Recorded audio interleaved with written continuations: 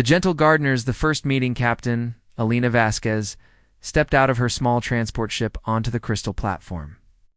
Of Zephyr Prime, she carried nothing more threatening than a sample case filled with earth vegetables and a tablet showing crop rotation charts. Her uniform was simple green fabric with botanical patches, designed to look like something a farmer might wear to a scientific conference. Behind her, 12 other humans emerged from the ship, each one carefully chosen. To appear as harmless as possible, the Zephyrian delegation waiting for them was impressive in a completely different way. Commander Thax stood nearly 9 feet tall, his blue-scaled skin gleaming under the alien sun. 4 powerful arms extended from his torso, each one capable of crushing steel.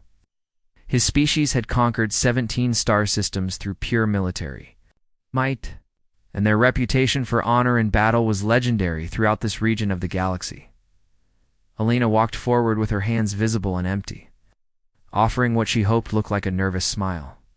"Commander Thax, I am Captain Vasquez of the Terran Agricultural Collective.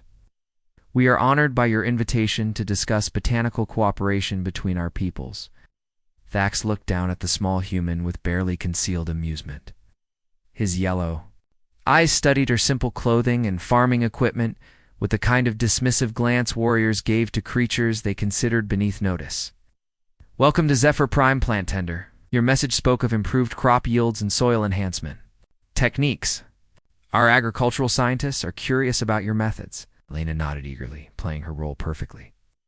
"Earth has developed some unique approaches to sustainable farming.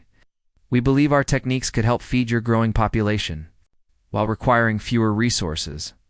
She gestured to her team. "Dr. Marcus Chen specializes in biological adaptation. Engineer Sarah Kim focuses on irrigation and infrastructure. And Dr. James Park studies soil chemistry and mineral enhancement." What Alina didn't mention was that Dr. Chen had spent 15 years developing biological weapons. Sarah Kim had designed fortification systems for 3 different wars.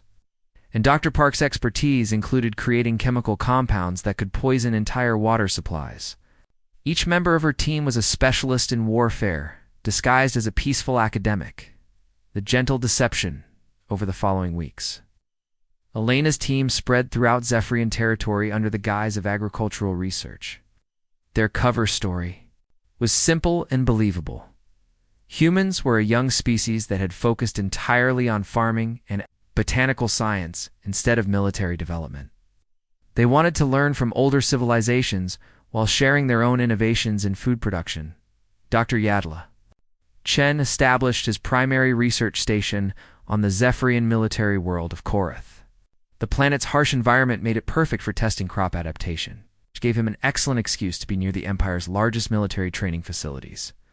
His laboratory was filled with plant samples, soil analyzers, and agricultural equipment that looked completely innocent to any casual observer. The protein structures in Zephyrian physiology are fascinating, Chen reported during one of his encrypted communications with Alina. Their scaled skin requires specific amino acids that we can easily manipulate. I'm developing enhanced crops that will make them stronger and healthier. But I'm also documenting exactly which biological pathways are most vulnerable to disruption. What the Zephyrians saw was a dedicated scientist working tirelessly to improve their nutrition. What they didn't realize was that Chen was creating a complete biological profile of their species, identifying weaknesses that could be exploited if warfare ever became necessary. Engineer Sarah Kim was having equal success on the industrial world of Vex 7. Her official mission was to improve the planet's agricultural infrastructure by designing better irrigation systems and storage facilities. The Zephyrians gave her complete access to their facilities, assuming that a species focused on farming posed no security threat. Their defensive layouts follow predictable patterns based on their warrior culture, Sarah transmitted during one of her regular reports. They expect frontal assaults and design their fortifications accordingly. Their shield generators are positioned to protect against direct attacks but leave several vulnerabilities that indirect tactics could exploit. I'm mapping every major installation while they think I'm just planning irrigation networks. Sarah's engineering surveys gave her detailed knowledge of Zephyrian military infrastructure throughout their territory. She documented weak points in their defenses, calculated optimal attack vectors, and identified critical systems that could disable entire bases if targeted correctly. All of this intelligence was disguised as agricultural planning data. Dr. James Park worked on agricultural worlds throughout the Zephyrian Empire, officially studying soil composition and mineral content. His research appeared to focus on maximizing crop yields and improving farming efficiency. In reality, he was conducting a comprehensive analysis of Zephyrian resource distribution and supply chains. Their military depends on a mineral called Sethrite for their energy weapons.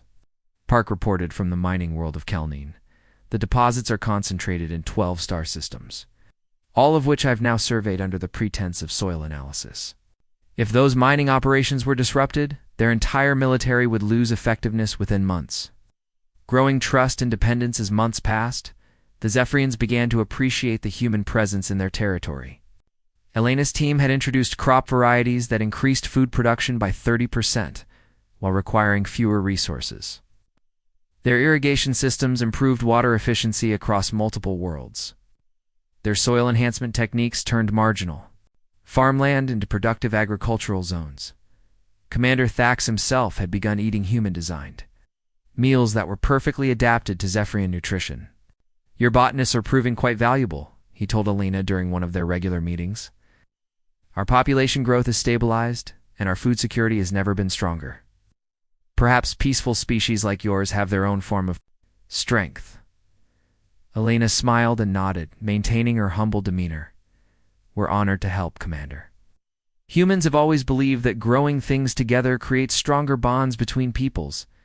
What she didn't say was that every enhancement her team provided came with detailed documentation of Zephyrian biological responses, resource requirements, and dependency patterns. The agricultural exchange program expanded throughout the Zephyrian Empire. Human experts were invited to work on dozens of worlds, always welcomed as harmless scientists who could improve local farming. The Zephyrians grew increasingly dependent on human crops and farming techniques, never suspecting that their peaceful partners were systematically studying their entire civilization. Hidden preparations while Elena's team gathered intelligence and established dependencies, other humans were preparing for possibilities that the Zephyrians never imagined. Admiral James Rodriguez commanded a fleet hidden in the dark matter clouds beyond the galaxy's edge, invisible to Zephyrian sensors and completely unknown to their intelligence services. "Status report on agricultural integration," Rodriguez requested. During a secure communication with Elena, integration proceeding ahead of schedule, Elena replied from her laboratory on Zephyr Prime.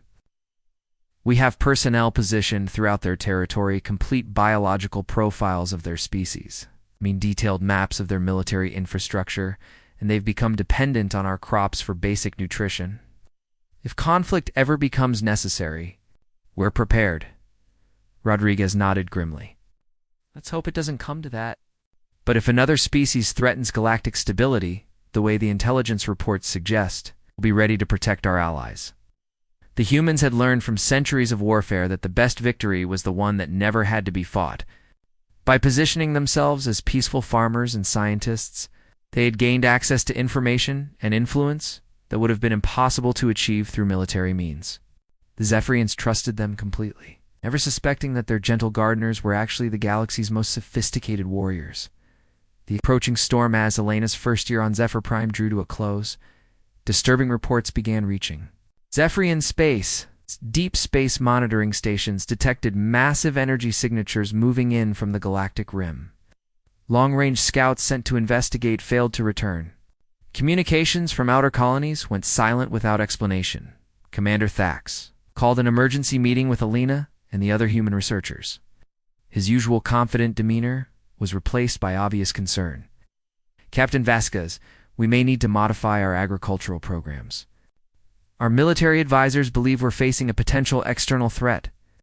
Elena listened carefully as Thax described the evidence of something approaching from beyond known space. The reports matched intelligence that Earth had been tracking for months through their own hidden monitoring networks. A species called the Void Swarm was moving toward inhabited systems, consuming everything in their path. "What kind of threat are we discussing?" Lena asked, maintaining her role as a concerned Civilian scientist. Something that devours worlds, Thax replied grimly. Our preliminary analysis suggests a hive mind species with adaptive technology. They appear to consume organic and inorganic matter equally, leaving nothing behind but empty space. Elena felt a chill that had nothing to do with her cover identity. The Void Swarm represented exactly the kind of existential threat that humanity had spent centuries preparing to face. But the Zephyrians, for all their warrior pride and military strength, were about to discover that honorable combat meant nothing against an enemy that didn't fight according to any recognizable rules.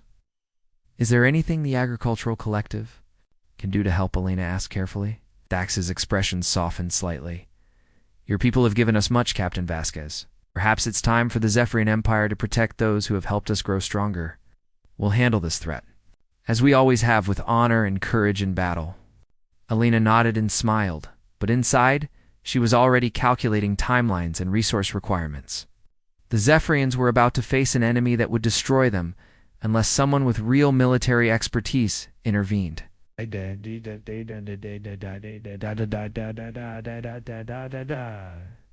The gentle farmers and botanists were about to reveal their true nature, and the galaxy would never look at humanity the same way again. The first test of humanity's greatest deception was approaching, and Elena knew that everything her people had worked to build in this region of space was about to change forever. The Void Swarm was coming, and the harvest season was about to begin. Seeds of War the Void arrives. The first sign of disaster came at dawn on the agricultural world of Hestos 3. Elena Vasquez was reviewing crop yield reports when her communication device erupted with emergency signals through the static and interference. She heard the panicked voice of a Zephyrian patrol captain screaming about ships that ate light itself before the transmission cut to silence. Within hours, similar reports flooded in from across the outer rim of Zephyrian space. The Void Swarm had arrived, and their initial assault was unlike anything the galaxy had ever witnessed. These weren't ships in any conventional sense. Massive organic constructs that moved through space like living creatures. Their black surfaces absorbing energy and matter with terrifying efficiency. Commander Thax burst into Elena's research facility, his forearms gesturing frantically as he spoke. Captain Vasquez, we're evacuating all civilian personnel to the inner systems. Your agricultural teams need to leave immediately. Elena looked up from her data pad with carefully practiced concern. What's happening, Commander? On the emergency? Broadcasts are too scrambled to understand. Something called the Void Swarm has attacked our outer colonies, Thax explained, his yellow eyes reflecting genuine fear for the first time since Elena had met him. They're not just conquering worlds, they're consuming them entirely. Our scouts report that attack systems are left completely empty. No planets, no debris, nothing but vacuum. Elena felt her stomach tighten, though not from fear. Psst. The intelligence reports Earth had been tracking were proving accurate. The Void Swarm was even more dangerous than their worst projections had suggested. How can we help? She asked, maintaining her role as a concerned civilian. Thax's expression showed both appreciation and resignation. Your people are farmers. And scientists, Captain, this is a military matter. The Zephyrian Empire will handle this threat as we always have, through honorable combat and superior tactics. The warriors Elena watched from the observation deck of Zephyr, the Prime's command center, as the Zephyrian fleet prepared for battle. 200 warships, each one a masterpiece of military engineering, formed into the traditional battle formations that had brought the Empire victory for centuries. The sight was impressive and terrifying in its power. Admiral Corthex commanded the fleet personally, his reputation built on 17 successful campaigns against various enemies. His tactics were legendary throughout Zephyrian space, based on direct engagement, overwhelming firepower, and the unbreakable courage of Zephyrian warriors. We will meet them in the Kalos system, Corthex announced during his final briefing. Our intelligence suggests they move slowly, consuming resources. As they advance, we'll engage them before they can establish a foothold in our territory. Elena transmitted the battle plan to her hidden contacts using equipment disguised as agricultural research tools. The response from Admiral Rodriguez was immediate and alarming. Zephyrian tactics will fail against Void Swarm adaptive capabilities. Prepare for immediate intervention. The Battle of Kalos system lasted exactly 4 hours and 17 minutes. Alina watched the tactical displays with growing horror as the Zephyrian fleet was systematically destroyed by an enemy that seemed to learn and adapt to every tactic used against it. The Void Swarm constructs moved through space like living predators, their organic hulls shifting and changing to counter Zephyrian weapons. Energy blasts that should have destroyed enemy ships were absorbed and somehow converted into shield strength. Kinetic projectiles that struck void constructs were broken down and incorporated into their hull structure, making them larger and stronger. Most terrifying of all, the Void Swarm learned from each engagement. Tactics that worked initially became useless within minutes as the enemy adapted their responses. Admiral Corthex's proud fleet found itself fighting an enemy, became more dangerous with every passing moment. The desperate request Commander Thax returned to Zephyr Prime with only 37 ships from his original fleet of 200. His proud warrior demeanor was shattered, replaced by the hollow expression of someone who had witnessed the impossible. Alina met him at the spaceport, maintaining her cover as a concerned civilian advisor. "Commander, what happened out there?" Alina asked. Though she already knew from the intercepted military communications, Thax slumped against a support pillar, his massive frame seeming suddenly fragile. "They adapt, Captain Vasquez. Everything we threw at them, they absorbed and turned against us. Our weapons made them stronger. Our tactics became predictable to them within minutes. I've never seen anything like it." Alina placed a gentle hand on one of Thax's forearms, a gesture that would have been unthinkable weeks earlier, but now seemed natural given their agricultural partnership. "Is there anything the Terran Agricultural Collective can do to help? We may be farmers, but we're also engineers and scientists." Thax looked at her with desperate eyes. "Your people work with biological systems, don't they? These creatures seem to be organic constructs rather than traditional ships. Maybe your botanical expertise could help us understand their biology." Alina felt her pulse quicken. This was the opening she had been waiting for, but she had to be careful not to reveal too much too quickly. Dr. Chen has extensive experience with biological adaptation. If you could provide samples or detailed scans, he might be able to identify vulnerabilities. "We have fragments from destroyed void constructs," Thax said hopefully. "Would your scientists be willing to analyze them?" "Of course," Alina replied. "Dr. Chen would be honored to help defend your people." The revelation begins. Dr. Marcus Chen arrived at the Zephyrian Military Research Facility carrying what appeared to be basic biological analysis equipment. In reality, his instruments were military-grade xenobiology scanners capable of detailed genetic and structural analysis. The Zephyrian scientists welcomed him eagerly, desperate for any insight that might help them survive. "These organic fragments are unlike anything we've encountered," Chen told his Zephyrian colleagues as he began his analysis. "The cellular structure appears to be artificially enhanced, designed for rapid adaptation and resource absorption." "What?" Chen didn't share was his immediate recognition of the Void Swarm's biological signature. Earth's intelligence networks had been tracking similar species for decades, and human military doctrine included specific countermeasures for adaptive organic enemies. Dr. Chen asked Dr. Veleth, the lead Zephyrian xenobiologist, "Do you see any potential weaknesses in their structure?" Chen paused, as if considering the question carefully. "Their adaptation mechanism appears to have limitations. If they're exposed to rapidly changing stimuli, their biological systems might become overwhelmed, trying to adjust." It was a carefully calculated hint, designed to plant the seed of an idea without revealing the full extent of human knowledge. Chen knew exactly how to defeat the Void Swarm, but the revelation had to come gradually to maintain the illusion that humans were just helpful farmers. The fleet that didn't exist as Chen worked with Zephyrian scientists. Lena received an encrypted message that changed everything. "Package delivery scheduled for tomorrow," the message read. "Agricultural specialists incoming." Lena's heart raced. Admiral Rodriguez was bringing the human fleet out of hiding, but they still needed to maintain the deception until the last possible moment. She immediately contacted Commander Thax with urgent news. "Commander, I've received word from..." Earth's Command, Alina announced as she entered Thax's office. Our government is sending our deep space agricultural research fleet to assist with the biological analysis. They should arrive tomorrow. Thax looked confused. Agricultural research fleet?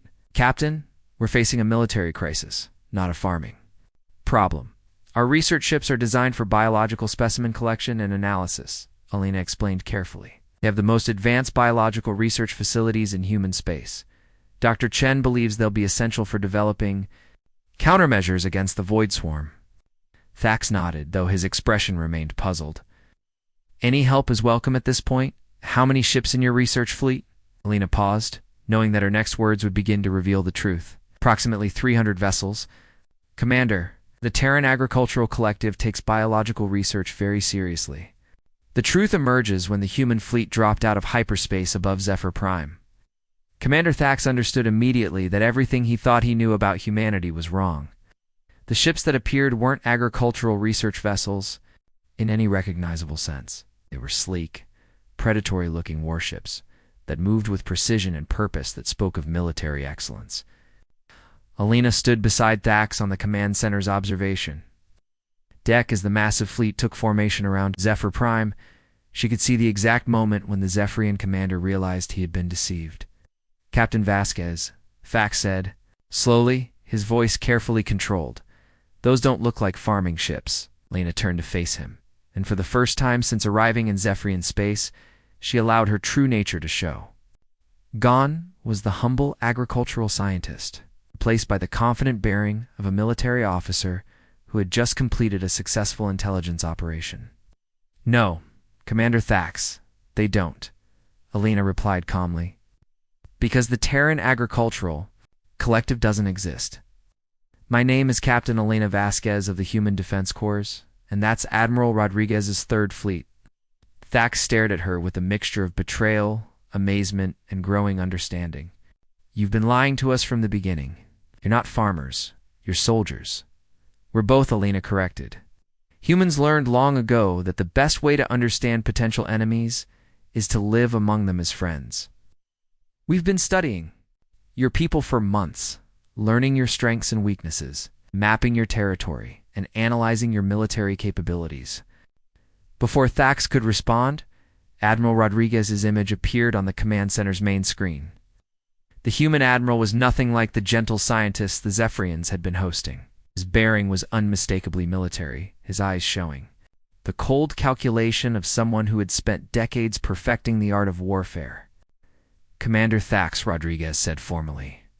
I am Admiral James Rodriguez of the Human Defense Corps. My intelligence officers inform me that your people are facing an existential threat from the Void Swarm humanity offers full military assistance in exchange for formal alliance and strategic cooperation. Thax looked between Alina and the Admiral's image, his warrior pride warring with the desperate need for help. What kind of assistance can your people provide? Rodriguez smiled, but it wasn't a gentle expression, kind that comes from a species that has spent 3 centuries perfecting warfare against impossible odds. The Void Swarm adapts to conventional tactics, but they've never faced human military doctrine. The new Alliance Lieutenant Maya Patel materialized in the command center via holographic projector. Her image transmitted from Rodriguez's flagship.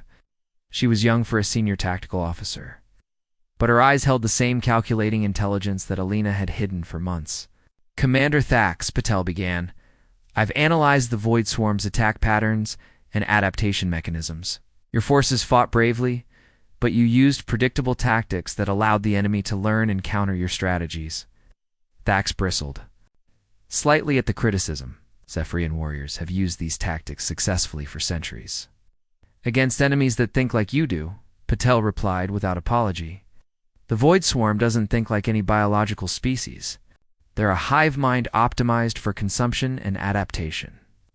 Traditional military doctrine is useless against them. Alina watched Thax's expression change as he began to understand the scope of humanity's knowledge. And human military doctrine is different. Human military doctrine assumes that every enemy is smarter, stronger, and more dangerous than we are, Alina explained. We develop tactics specifically designed to defeat superior opponents by using their strengths against them. Rodriguez's image leaned forward. Commander Thax, the Void Swarm is approaching your core systems. The remaining fleet can't stop them using conventional tactics. You have two choices. Accept our help and learn our methods, or watch your entire civilization be consumed.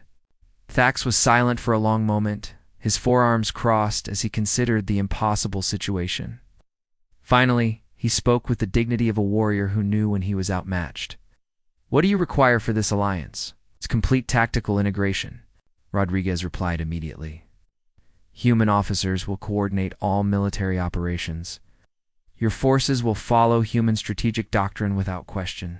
In return, we'll teach your people how to fight an enemy that adapts to everything you throw at it. Elena could see the struggle in Thax's eyes. The proud Zephyrian warrior was being asked to subordinate his entire military to his species. He had dismissed his farmers just hours earlier, but the alternative was extinction. The Zephyrian Empire accepts your terms? Thax said formally. How quickly can your forces be ready for combat? Rodriguez's smile became genuinely warm for the first time.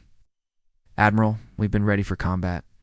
Since the day we arrived in your space, the only question was whether we'd be fighting alongside you or studying your tactics for future reference. As Alina watched the two military leaders begin planning their joint operations, she reflected on the success of humanity's greatest deception. The gentle farmers had revealed themselves as the galaxy's most sophisticated warriors, and the real battle was about to begin. The new harvest, the art of war, Admiral Rodriguez's flagship, the UHS Prometheus, became the center of military operations that would reshape galactic warfare forever. Alina stood in the massive tactical center, alongside Commander Thax, watching, as human and Zephyrian officers worked together to plan an attack that defied everything the Zephyrians thought they knew about military strategy. Lieutenant Maya Patel stood before a holographic display showing the void swarms advance toward the Zephyrian core systems. Her fingers danced across control surfaces, manipulating tactical projections with the ease of someone who had spent years studying adaptive enemies. The Void Swarm expects us to meet them in direct combat, Patel explained to the mixed human Zephyrian command staff. Every species they've encountered has tried to outgun them or overwhelm them with numbers. This plays directly into their adaptive advantages. Commander Thax leaned forward, his forearms crossed in concentration. Then how do we fight an enemy that learns from everything we do? We don't fight them, Elena replied, revealing another layer of human tactical thinking. We teach them to fight themselves. Dr. Marcus Chen stepped forward, no longer disguised as a simple agricultural researcher. His true role as humanity's leading xenobiological warfare specialist was now clear to everyone in the room. The Void Swarm's adaptation mechanism is their greatest strength and their critical weakness. They absorb and incorporate everything they encounter, but they can't distinguish between helpful and harmful integration. Chen activated a new holographic display, showing the biological analysis he had been conducting in secret. I've developed a series of compounds that appear beneficial to their cellular structure initially, but become toxic after integration. Think of it as a biological Trojan horse. Thax's yellow eyes widened with understanding. You're going to poison them by giving them what they think they want. Exactly, Rodriguez confirmed. But the delivery method is what makes this strategy truly devastating. We're not going to attack their fleet directly. We're going to let them consume planets that we've prepared specifically for them. The poisoned garden engineer Sarah Kim had spent the past week converting 3 uninhabited worlds in the Hestos system into what she privately called bug traps. Her official cover as an irrigation specialist had given her access to planetary engineering knowledge that she now used. For military purposes, the planets have been seeded with Dr. Chen's biological compounds, Sarah reported to the command staff. From orbit, they'll appear to be resource-rich worlds perfect for void swarm consumption. The soil, water, and atmospheric composition have all been modified to trigger their feeding response. Lena watched the tactical displays as Sarah explained how human agricultural knowledge had been weaponized. The compounds are designed to integrate slowly into their biological systems, The Void Swarm will consume the planets and feel stronger initially, which will encourage them to send more constructs to feed. How long before the toxins take effect? Asked Captain Rethick, one of Thax's most experienced officers. Approximately 72 hours after initial consumption, Chen replied. By then, the compounds will have spread throughout their hive network. The beauty of this approach is that their own adaptation mechanism becomes the delivery system for their destruction. Rodriguez nodded approvingly. While they're weakening themselves, our combined fleet will engage them using tactics they've never encountered. Lieutenant Patel, explain the engagement strategy. The swarm tactics Patel's holographic display showed a complex battle plan that incorporated both human military doctrine and Zephyrian warrior traditions. The Void Swarm adapts to tactics by observing and countering them. Human strategy accounts for this by using what we call cascade tactics. Every move is designed to trigger a specific enemy response that sets up the next phase of the attack. Commander Thax studied the projections with growing amazement. You're fighting them like a chess match, thinking multiple moves ahead. Exactly, Alina confirmed. While they're adapting to our first wave of attacks, we're already implementing the strategy designed to counter their adaptation. By the time they realize what's happening, we're 3 tactical phases ahead of them. Dr. James Park, no longer pretending to be a soil scientist, stepped forward with resource allocation charts. The biological compounds will weaken their structural integrity, but we need to time our physical attacks perfectly. I've identified optimal targeting sequences based on their resource distribution patterns. The plan was elegant in its complexity. Human forces would engage the Void Swarm with conventional tactics initially, allowing the enemy to adapt and learn. Once the biological toxins began affecting their systems, human tactics would shift to exploit the specific weaknesses that Dr. Chen's research had identified. Phase 1 begins when they enter the Hestos system, Rodriguez announced. All ships will follow the predetermined tactical sequence exactly. No improvisation, no heroic charges, no deviation from the plan. This only works if everyone follows. Human military discipline. The Battle of Hestos. Captain Torres commanded the UHS Reaper as it led the first wave of ships toward the Void Swarm fleet. Behind her, 60 human vessels moved in perfect formation, their tactics designed to appear conventionally aggressive while actually serving as bait for a much larger trap. Enemy constructs are adapting to our weapons fire as expected, Torres reported to Admiral Rodriguez. They're absorbing our energy attacks and incorporating the power into their shield systems. Continue the attack pattern, Rodriguez replied calmly. Let them think they're winning. The Void Swarm constructs moved through space like living predators, their organic hulls shifting and changing as they absorbed human weapons fire. To any observer, it appeared that the human fleet was being systematically overpowered by an enemy that grew stronger with every exchange. On the surface of the poisoned worlds below, massive void constructs had begun the feeding process. Planet's modified resources were being consumed exactly as Dr. Chen had predicted, with the toxic compounds being integrated into the Void Swarm's biological network. Commander Thax watched the battle unfold from his command ship, struggling to trust tactics that appeared to be failing. Admiral Rodriguez, your ships are taking heavy damage. We withdraw and regroup? Patience, Commander, Rodriguez replied. Watch your tactical displays. The real battle is happening on a biological level, the turning point. Hours and 37 minutes after the Void Swarm began consuming the poisoned planets, Dr. Chen detected the first signs of systemic biological failure in their constructs. Toxin integration is reaching critical levels, he announced to the command staff. Their adaptation mechanisms are beginning to turn against them. Alina felt a surge of professional satisfaction as she watched the tactical displays of careful preparation and deception were finally paying off. The enemy that had seemed unstoppable was beginning to weaken themselves from within. All ships execute Phase 2, Rodriguez commanded. The change in human tactics was immediate and devastating. Ships that had been fighting defensively suddenly switched to coordinated assault patterns that exploited the Void Swarm's compromised biological systems. Weapons that had seemed ineffective before now tore through enemy constructs with surgical elite precision. Lieutenant Patel's tactical genius became apparent as human forces demonstrated the difference between fighting harder and fighting smarter. The enemy adapted to our initial tactics as predicted, she explained to the fascinated Zephyrian observers. But they adapted to tactics designed to fail. Now we're using the strategies we actually intended to use all along. Captain Taurus Led her squadron in a flanking maneuver that would have been impossible against healthy void constructs. Their response time is decreasing, she reported. The biological compounds are affecting their coordination and adaptation speed. The revelation of power as the battle continued, the true scope of human military capabilities, became clear to their Zephyrian allies. The gentle farmers and scientists they had hosted for months were demonstrating tactical sophistication that exceeded anything in Zephyrian military history. Your people don't just fight wars, Commander Thax observed, as he watched human forces systematically dismantle the Void Swarm fleet. You engineer them? Lena nodded, no longer hiding her true nature.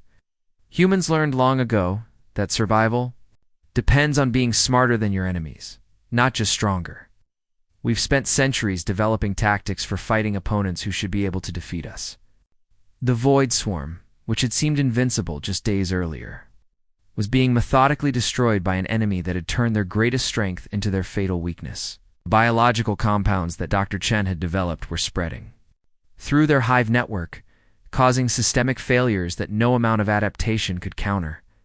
Final phase initiation, Rodriguez announced as the last major void construct began showing signs of biological collapse.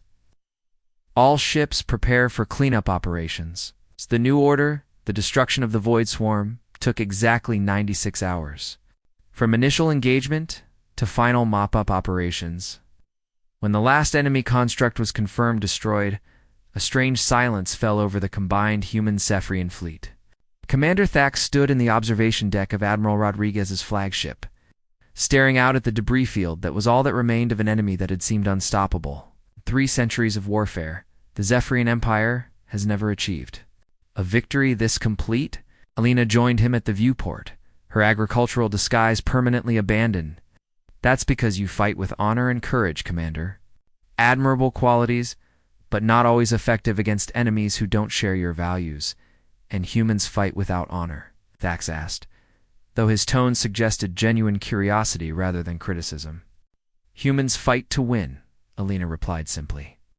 Honor is a luxury we've never been able to afford. When your survival depends on defeating enemies who are stronger, faster, and more technologically advanced than you are, you learn to use every advantage available. Admiral Rodriguez approached them, his expression showing satisfaction at a mission completed successfully. Commander Thax, your government will need to make some decisions about the future of this region of space. The Void Swarm was just one of several threats that our intelligence networks have identified. Thax turned to face the human admiral, his forearms spread in a gesture of respect. What do you propose, Admiral? The formation of a joint defense network, Rodriguez replied. Human tactical expertise combined with Zephyrian warrior courage and industrial capacity. We teach you our methods. You provide personnel and resources for mutual defense. Alina could see the wheels turning in Thax's mind as he considered the implications. The proud Zephyrian Empire would become junior partners in their own defense. But the alternative was facing future threats without the tactical advantages that humans could provide. The Zephyrian Empire accepts, Thax said formally. But I have one condition. I want to understand how you became so effective at warfare. What made humans develop these capabilities? Rodriguez and Alina exchanged glances before the Admiral. Answered 3 centuries of fighting for survival against enemies who should have destroyed us. When you're constantly outnumbered and outgunned, you either learn to fight smarter or you cease to exist. The harvest complete 6 months later, Alina stood in her new office on Zephyr Prime, looking out at a bustling spaceport where human and Zephyrian ships worked together on joint defense operations. Her title was now Director of Agricultural Integration. But everyone understood that her real role was coordinating intelligence operations throughout the expanding Human-Zephyrian Alliance. Dr. Chen had established biological warfare research, centers on 12 different worlds, officially designated as agricultural research facilities. but actually developing countermeasures for threats that the galaxy hadn't even discovered yet. Engineer Sarah Kim was designing defensive installations that looked like farming infrastructure, but could transform into military fortifications within hours. The deception continued, but now it served a different purpose. Instead of hiding human military capabilities from potential enemies, they were hiding them from potential friends who weren't ready to understand the full scope of what humanity had become. Admiral Rodriguez arrived for his weekly briefing, his uniform now bearing insignia that identified him as Supreme Commander of Alliance Defense Forces. "Status report on expansion operations," he requested. 7 additional species have requested Alliance membership, Elena replied, consulting her datapad. "The Crystalline Collective is particularly interested in our agricultural exchange programs." Rodriguez smiled at the familiar terminology. "They have no idea that our agricultural specialists are actually military intelligence officers?" "None whatsoever," Elena confirmed. "They see successful farmers who helped the Zephyrians improve their food security. They want the same benefits for their own worlds." The pattern was repeating across the galaxy. Species after species invited human agricultural experts to help improve their farming and food production, never suspecting that they were actually hosting military analysts who were studying their capabilities and weaknesses. Commander Thax entered the office, his bearing now showing the confidence of someone who understood his place in a larger strategic framework. "Elena, the Council of Species has approved the formation of the Galactic Agricultural Cooperative. 15 species have signed agreements for human farming assistance." Elena felt the same satisfaction she had experienced during the Void Swarm battle. The greatest military expansion in human history was taking place under the guise of helping other species grow better crops. "Excellent news, Commander. Dr. Chen will be pleased to establish new research stations throughout their territories." As Thax left to coordinate the new agreements, Admiral Rodriguez leaned back in his chair with an expression of quiet amazement.